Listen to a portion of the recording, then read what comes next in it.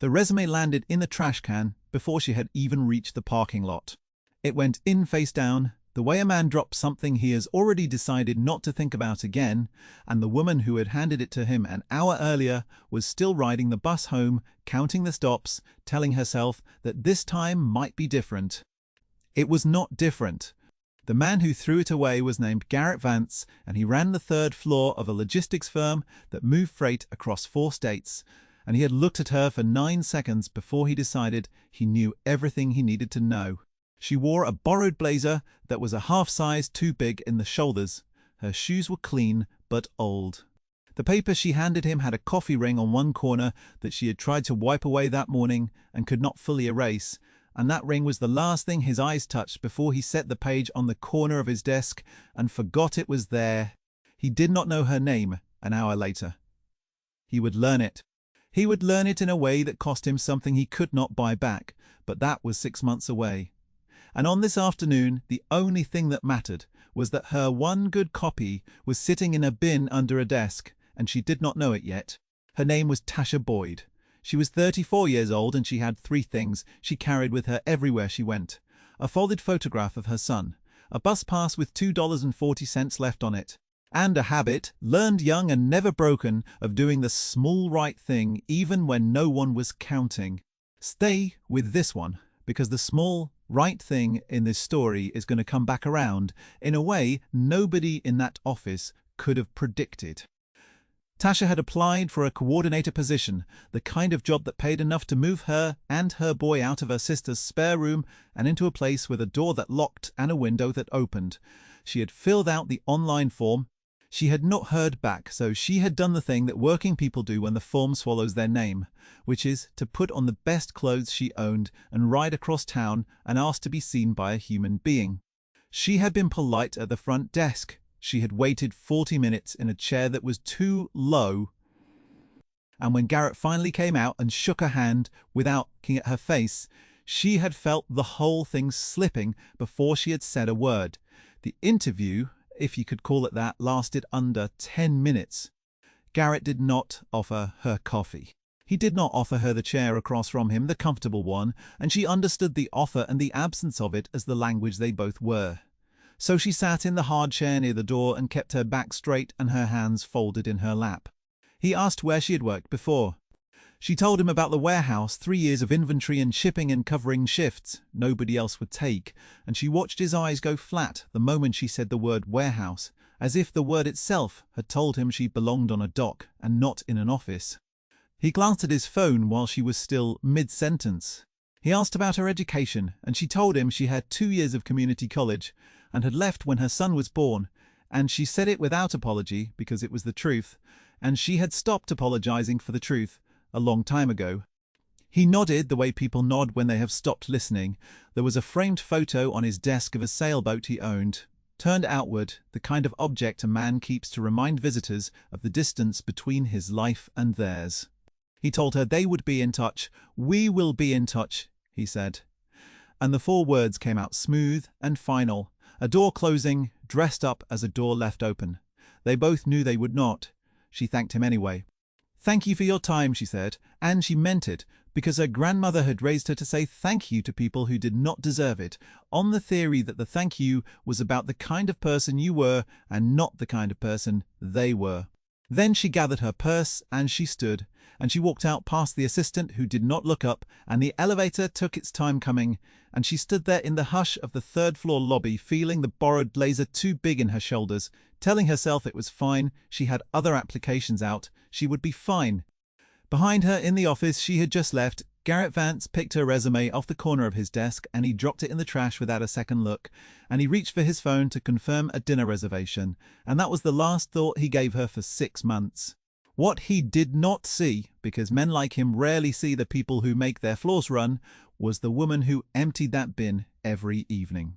Her name was Renee Coleman, and she had worked the cleaning contract in that building for 11 years. She knew which offices left coffee cups for her to find and which ones left thank you notes at the holidays. She knew which men nodded at her in the hallway and which ones looked through her as if she were part of the wall. She knew Garrett's office well, because Garrett was a man who generated a great deal of trash and never once learned the name of the person who carried it away. On this evening, Renee came through at 6:15, pushing her cart, the wheel that always squeaked, squeaking, her feet already telling her about the second job she would work the next morning. She had been on since noon. She tilted the bin into the larger bag the way she had 10,000 times before. The paper and the coffee cups and the protein bar wrapper sliding down together, and a single sheet slid out and caught the lip of the cart and hung there, half in and half out, a corner of it lifting in the draft from the vent. She almost let it go.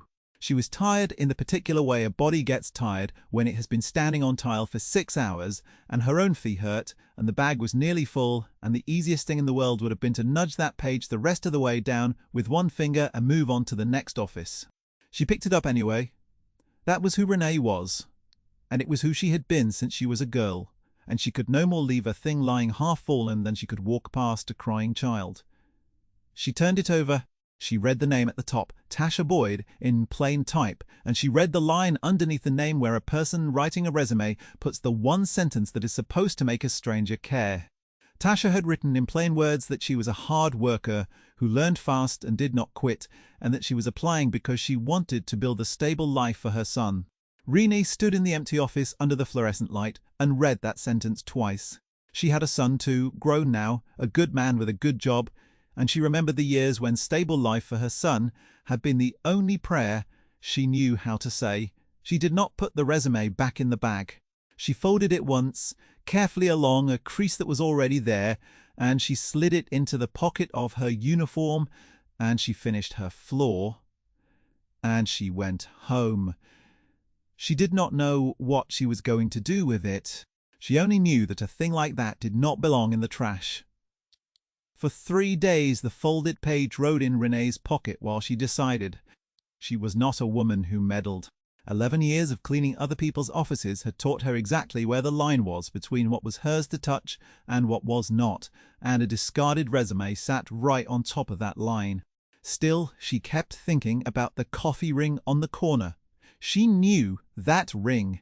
She had made that ring on her own papers, the ones she carried into rooms where people decided her worth in under a minute. The ring meant the woman had only one copy and had carried it close and had not been able to afford to print another.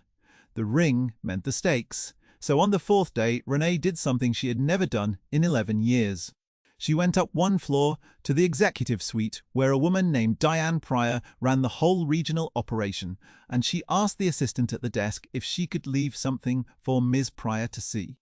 The assistant was a young man named Marcus Hale, 26, sharp and careful, the kind of person who had figured out early that the way to rise in a company was to notice what other people missed. He took the folded page from Renee because he could see it mattered to her, and he promised he would put it in front of Miss Pryor, and after Renee left, he unfolded it and read it the way he read everything, looking for the angle. What he found was not an angle. What he found was a resume that had clearly been handled by someone downstairs and thrown away, and a candidate whose experience was, if you actually read it, instead of glancing at it, exactly the kind of warehouse to coordinate a pipeline the company had been saying for 2 years it wanted to build and never did. Marcus did not know yet that the woman who wrote it had been turned away by Garrett. He only knew that something had gone wrong somewhere, and that the page in his hand was a small loose thread, and that pulling small loose threads was how he had gotten this job in the first place. Diane Pryor was 58 years old, and she had built her career out of a single conviction that the people around her found either inspiring or inconvenient, depending on the day. She believed that talent was distributed evenly across the population and opportunity was not, and that the entire job of a person in her position was to close the gap between the two wherever she found it.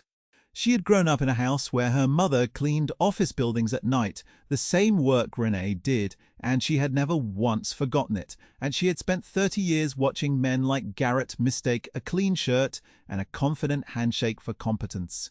When Marcus set the folded resume on her desk and explained where it had come from, Diane read it without saying anything for a long moment. Then she asked Marcus one question.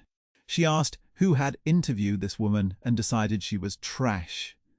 Marcus did not know, but he found out because finding out was his actual skill. He spent the better part of 2 evenings on it after the floor had gone dark. The way he did his best work, with the building quiet and only Renee's cart squeaking somewhere down the hall. He pulled the applicant tracking record and traced the name Tasha to a walk-in interview logged on Garrett's calendar marked closed, no follow-up, no notes, a single line in a system that held thousands of lines. He kept digging. He found that Tasha had also applied online 6 weeks earlier before she ever walked in, and that her application had never reached a human being at all, because it had been caught and auto-rejected by a filter that screened out anyone without a 4-year degree.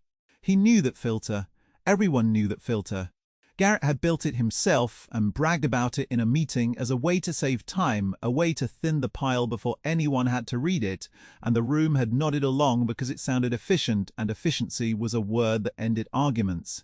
Marcus printed the rejection record and the calendar entry and the resume itself, and he laid the 3 pages side by side on his own desk and looked at them for a long time, because together they told a complete story, and the story was that a woman had been turned away by a machine and then turned away by a man. 2 doors slammed on the same person 6 weeks apart, and nobody in the building had noticed, except a cleaning woman with sore feet. Diane listened to all of this the next morning with her hands folded on her desk.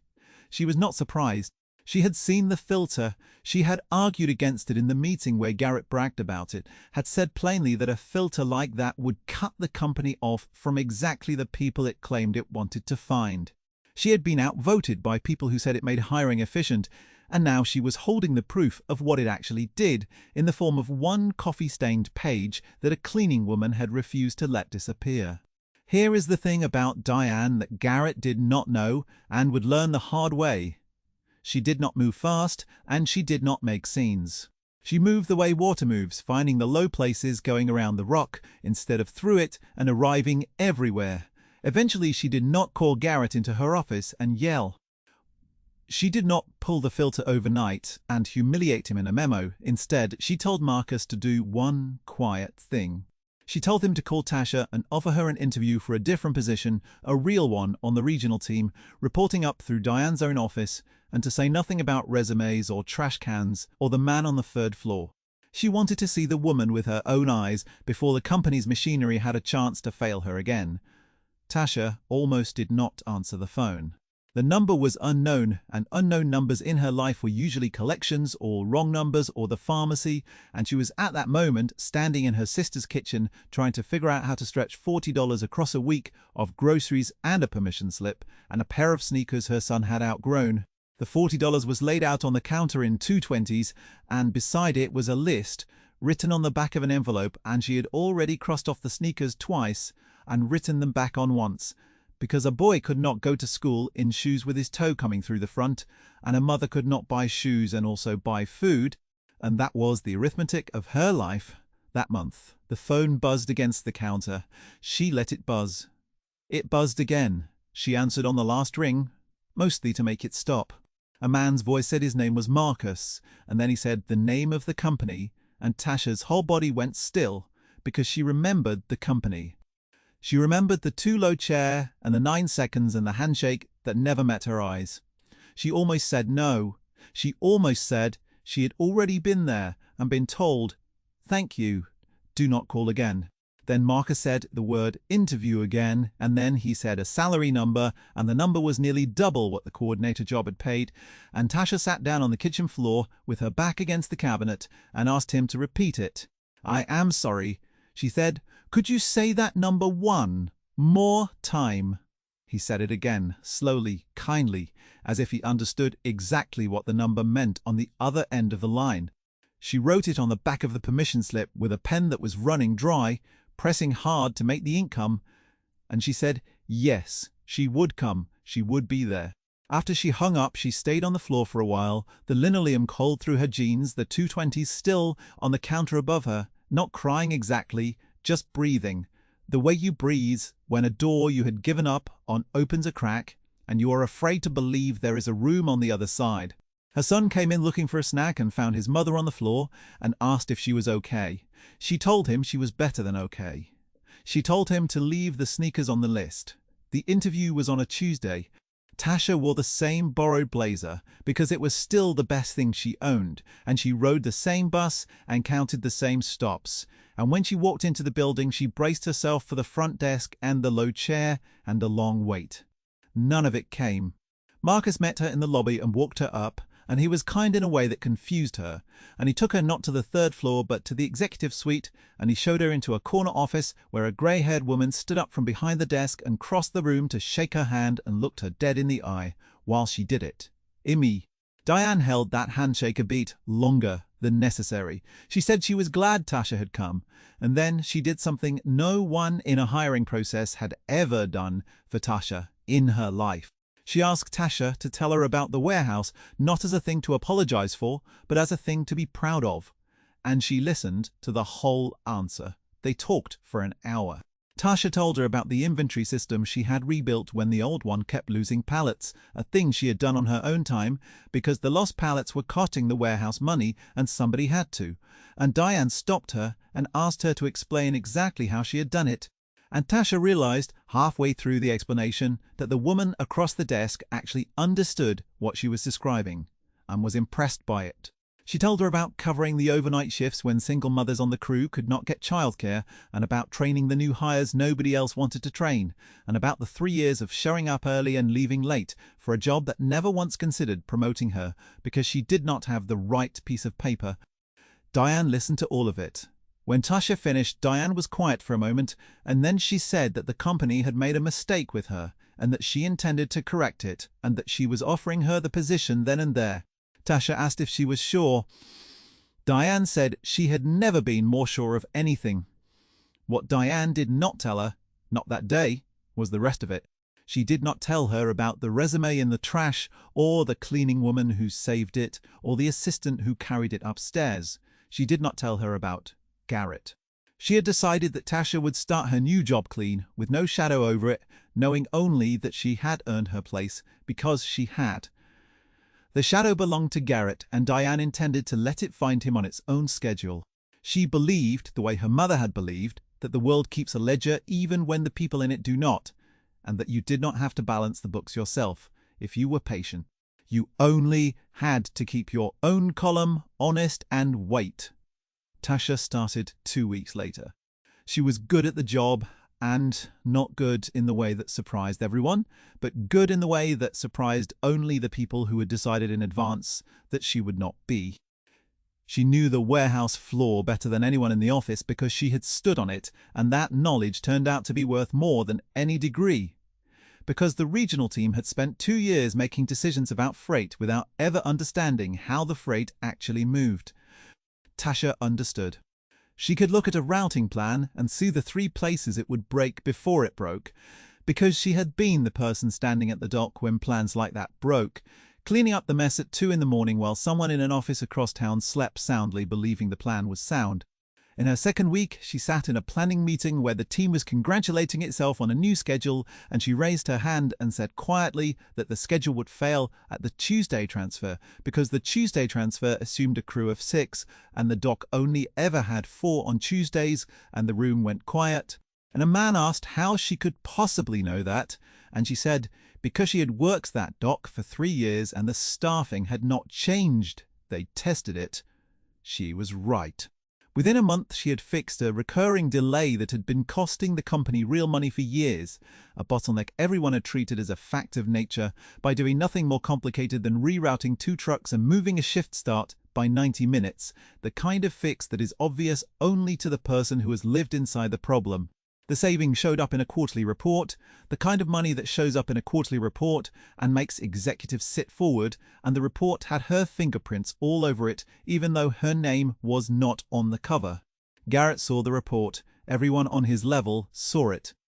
There was a number in it, a cost reduction, attached to a process change on the regional team, and at the meeting where the report was presented, Garrett asked, in the offhand way of a man pretending to be impressed, who on the team had driven the change. Diane was in that meeting. She had waited for that exact question for a month. She answered it plainly. She said the change had been designed and implemented by a new coordinator named Tasha. who had come up through warehouse operations and understood the freight flow better than anyone in the building. She watched Garrett's face when she said the name. She watched him not recognize it because he had never bothered to learn it. And she let the moment pass without comment because the moment was not yet ripe. She was patient. She had told you she was patient. The months went on, and Tasha's life began to change in the small concrete ways that matter more than the large abstract ones. She moved out of her sister's spare room into a 2-bedroom apartment on a quiet street with a door that locked and a window that opened. Exactly the thing she had written she wanted on the resume that a man had thrown in the trash. The first night in that apartment, she and her son slept on an air mattress on the living room floor because the beds had not been delivered yet, and they lay there in the dark, listening to the quiet of a place that was theirs. And her son said it was too quiet. He was used to hearing his aunt's television through the wall. And Tasha laughed and said he would get used to the quiet. The quiet was the sound of a door that locked. Her son got the sneakers, and then he got new ones when those wore out, which to a child whose mother had counted bus fare in coins was its own kind of miracle. She paid her sister back the money she had borrowed over the years, all of it, every 20 and every 50, across 4 hard years. In an envelope she set on the kitchen table without a word. Her sister opened it and counted it and looked up and asked what this was, and Tasha said it was what she owed. And her sister said she had never been keeping track.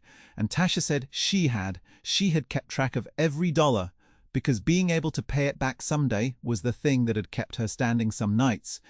Her sister cried over the envelope, and Tasha did not, because Tasha had cried enough on kitchen floors and was done crying about money. She bought a small, used car, a grey sedan with 80,000 miles on it and a dent in the back door, and the first thing she did was drive her son to school in it on a rainy morning so he would not have to stand at the bus stop in the wet. And she watched him run up the steps dry, and she sat in the car in the drop-off line and felt something in her chest she did not have a word for. She started leaving notes for Renee Coleman, the cleaning woman, though she did not yet know what Renee had done, because Tasha had been raised by a grandmother who said thank you to people who carried away the trash, and she could not help noticing the woman who kept her new office clean, the squeaky cartwheel at 6:15, the bin always empty in the morning. She left her a card at the holidays with a real handwritten note inside, thanking her for her work, signing it with her name. Renee kept that card. She did not tell Tasha what she knew. She and Diane and Marcus were the only 3 people in the building who knew the whole shape of the thing, and the 3 of them, without ever discussing it, had silently agreed to let Tasha believe she had done it all herself, because she nearly had. Renee kept the card in the same pocket where she had once carried the folded resume, and sometimes at the end of a long shift she would touch it the way you touch a thing that proves the world is not only what it seems on the worst days. The reckoning, when it came, did not come the way Garrett would have feared if he had ever imagined it coming at all. There was no meeting where he was exposed in front of the company. There was no memo with his name in it. What happened instead was quieter and, in the end, harder to walk away from. 6 months after the day he dropped the resume in the trash, the company restructured the regional operation, and the 3rd floor that Garrett ran was folded into a larger division, and that larger division needed a single operations lead to run freight across all 4 states. It was a promotion, the biggest one available at that level, the kind of job Garrett had been angling toward for years. And he assumed it was his because he had seniority and a confident handshake, and a filter he had built that everyone said made hiring efficient. He put in for it, he was certain, and the company chose to lead that division on the strength of a track record built over 6 months of fixing exactly the kind of problems the division existed to solve was Tasha. Garrett found out the way everyone found out, in an announcement that went to the whole floor. He read the name. For a moment it meant nothing to him because he had never learned it. Then Marcus, who had been waiting 6 months for this with the patience he had learned from Diane, walked down to the 3rd floor on an errand that did not require him to go to the 3rd floor, and he stopped by Garrett's office, and he mentioned casually that he thought it was quite a story. The new division lead, a woman who had come up through the warehouse and been overlooked for a coordinator job earlier in the year. He said he thought she had even interviewed in this very building once downstairs and been turned away. He watched Garrett's face do the math. He watched the 9 seconds come back. He watched the man remember the borrowed blazer and the coffee ring and the warehouse and the flat dismissal, and he watched him understand, finally, whose resume he had dropped in the trash, and Marcus did not say another word. He did not have to. He left Garrett alone with it, which was worse than anything he could have said. Garrett did not sleep that night. He was not a cruel man, exactly, which was the part that kept him awake. He was a careless one, and careless is its own kind of cruelty. When you hold the door to a person's whole life in your hand and you let it swing shut without looking. He lay in the dark and counted the cost. Not in money, though there was money in it, the promotion he had lost. He counted it in the thing he could not get back, which was the knowledge that a person had stood in front of him asking to be seen, and he had decided in 9 seconds that she was not worth the looking, and he had been wrong, and now she was his boss. And the only reason she was his boss was that other people had done the simple, decent thing he had refused to do. A cleaning woman had picked the page up off the floor, an assistant had carried it upstairs, an executive had read it all the way to the bottom. 3 people had looked and he had not, and the looking was the whole difference between them. He thought about going to Tasha. He drafted apologies in his head and discarded them, because every one of them was really about making himself feel better, and he knew it. In the end, he did a smaller and harder thing. He went to Diane's office and he asked her plainly how the company had found Tasha, because he had a feeling he already knew, and he needed to hear it. Diane told him she did not soften it and she did not sharpen it. She told them about the resume and the trash and the cleaning woman and the assistant and the filter he had built, the filter that had auto-rejected Tasha 6 weeks before he ever threw her page away. And she let him sit with the full shape of it. Then she told him one more thing, the thing she had been waiting 6 months to say, and she said it without anger, which was what made it land. She told him that the company had not promoted Tasha to punish him. They had promoted her because she was the best person for the job, and the only surprising part of the story was that they had almost missed her, and the reason they had almost missed her was sitting in his office, wearing his face. Garrett asked what he should do. Diane told him the only thing worth doing was to be the kind of person who looked, from now on, at every page and every face that crossed his desk, because there were other Tashas out there, dozens of them, and he had the power to throw them away or the power to read to the bottom, and he got to choose which kind of man he was every single day. She told him the filter was coming down. She had pulled it that morning. She told him that was not negotiable. And it was not a punishment, it was a correction, and that he could be part of the correction or he could be in its way. Garrett said he would be part of it. Diane said she hoped so. Then she told him to go welcome his new division lead because that was his job now, and a man who could not do the human part of his job did not have a future at her company, regardless of how efficient his filters were. Garrett walked down to the floor where Tasha now had an office. The same building where he had dismissed her in under 10 minutes, 6 months before. And he stood in her doorway for a moment before she looked up. When she did look up, she knew him. She had never forgotten the 9 seconds either. There was a long, quiet beat where neither of them spoke, where the whole history of it sat in the air between them, and Tasha could have said 100 things, and every one of them would have been earned. She did not say any of them. She did not gloat and she did not lecture, because her grandmother had not raised her to kick a man who was already down, and because she had learned long ago that her dignity was not something other people could give her or take away, which meant she did not need to win this moment. She had already won the only thing that mattered. She looked at Garrett and she saw a man who had finally learned her name, and she said simply that they had a lot of freight to move. And she could use his help. It was not forgiveness, exactly. It was something rarer.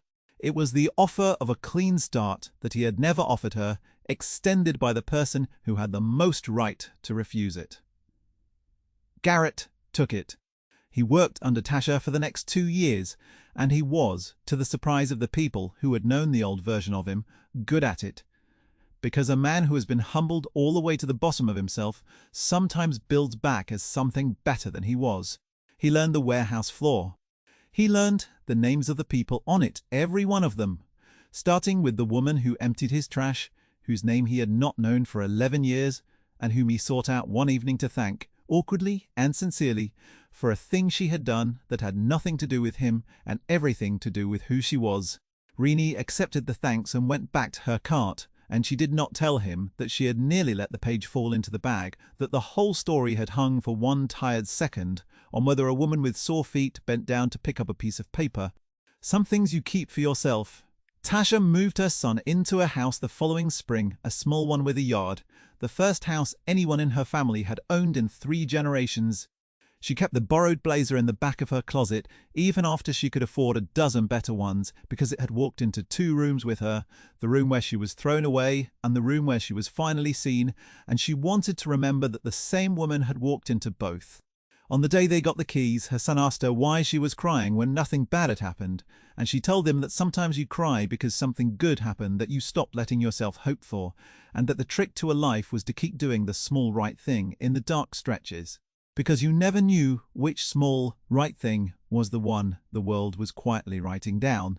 She did not know, even then, the full truth of her own story. She knew she had been hired by Diane and promoted on her merits, and she was right about that, and it was enough. She never learned that the whole thing had turned on a folded page in a cleaning woman's pocket on a tired second at 6:15, on a stranger who had a son too and could not bear to let the trash keep a thing like that. She lived the rest of her life inside the gift without ever seeing the wrapping. And maybe that is the truest version of how kindness works, that it travels through hands the receiver never sees and arrives looking like luck, or like justice, or like something a person earned all on her own, which she did and also did not. Both things true at once. Rennie retired from the cleaning contract 4 years later. On her last evening, she pushed her cart through the executive floor one final time, past the office that had Tasha's name on the door, now. And Tasha was working late, and she came out to say goodbye, because she always said goodbye to Renee, because that was who Tasha was. They stood in the hallway under the fluorescent light, 2 women who had spent their lives carrying away other people's overlooked things, and Renee almost told her she got as far as the first word. Then she looked at Tasha's face, at the steadiness in it, at the woman who had built her whole life, believing she had done it herself, and Renee decided that the belief was a better gift than the truth would be. So she just hugged her and wished her well and walked out into the evening for the last time with her hands empty and her heart full, carrying nothing, having carried, once, the one thing that mattered most. If this story moved you, take a second to think about the people who carry away the overlooked things in your own life, the ones who pick the page up off the floor when no one is watching, and tell someone in the comments about a time a stranger's small kindness changed your road. And if you believe, like Renee did, that the quiet, faithful thing a person does in the dark is exactly the thing that comes back around, stay close. Because the next story is about a man everyone wrote off and the child who saw him clearly when no one else would.